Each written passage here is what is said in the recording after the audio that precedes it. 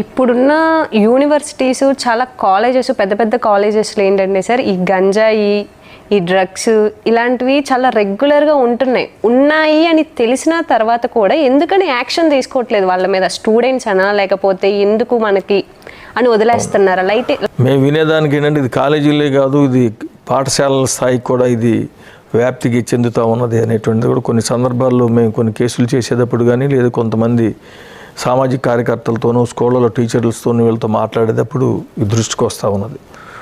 మనం స్కూల్ స్థాయి నుంచి, ఎందుకంటే స్కూల్లో చదివేటువంటి పిల్లలు కళాశాలలో చదివేటువంటి యువతులు రేపటి పౌరులు అయినప్పుడు వీళ్ళే ఈ మాదక ద్రవ్యాలకు కనుక అలవాటు పడితే మన సమాజం రేపు ఏమవుతుంది అని చూసినప్పుడు నిష్ప్రయోజనం అవుతుంది. మన యువత ఏంటంటే ఎందుకు పనికిరానిగా తయారవుతుంది. దాన్ని కట్టడి చేయాల్సినటువంటి బాధ్యత ప్రభుత్వాల మీద, పోలీస్ వ్యవస్థ మీద ఉన్నది. ఏదో కొంతమందిని శిక్ష వేసినంత మాత్రాన కూడా ఇది పరిష్కారం కాదు. దానికి వ్యతిరేకంగా మనం కుటుంబాల్లో మన పిల్లలు ఎట్లా ఉంటున్నారు ఏమిటి అనేటువంటి ముందు మనం గమనించుకోవాల్సినటువంటి బాధ్యత కూడా ఉంది.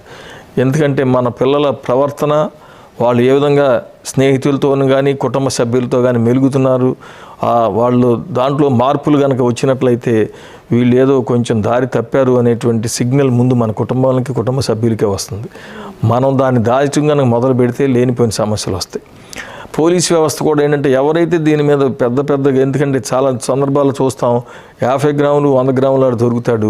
అసలు అమ్మేటువంటి క్వింటాళ్ళు అమ్మేటువంటి వాళ్ళు దాకా ఏంటంటే ఈ న్యాయం, ఈ చట్టం అనేటువంటిది ఈ పోలీసు చేతులు అక్కడ దాకా వెళ్ళని పరిస్థితి, వాళ్ళని న్యాయస్థానం నిలబెట్టని పరిస్థితి మనం గమనిస్తూ ఉన్నాం. ఎవరైతే ఇటువంటి పనులు చేస్తున్నారో వాళ్ళ మీద సీరియస్గా తీసుకోవాల్సినటువంటి అవసరం ఉంది. ఎందుకంటే పెద్ద వేల కోట్ల రూపాయలతో వ్యాపారాలు జరిపేటువంటి వాళ్ళ మీద తీసుకోకుండా ఏదో బస్టాండ్లో దొరికాడు 10 గ్రాములు దొరికినాయి, 5 గ్రాములు దొరికినాయి పెట్టినందువల్ల ఏంటంటే అది కొంతకాలం తాత్కాలిక ఉపశమనం కొంతమందికి కానీ పూర్తిగా నేరాన్ని కోకటి వేళ్లతో తొలగించాలి అన్నట్లయితే ఎవరైతే దీనికి ప్రేరేపితులు, ఎవరైతే పెద్ద ఎత్తున దీన్ని చేస్తూ ఉన్నారో అది సాగు చేసే దగ్గర నుంచి, రవాణా చేసే దగ్గర నుంచి, అమ్మకాలు చేసేంత వరకు కూడా వీటన్నిటినీ నివారించడానికి ఉక్కుపాదంతో నివారించాల్సిన బాధ్యత కూడా ఉన్నది.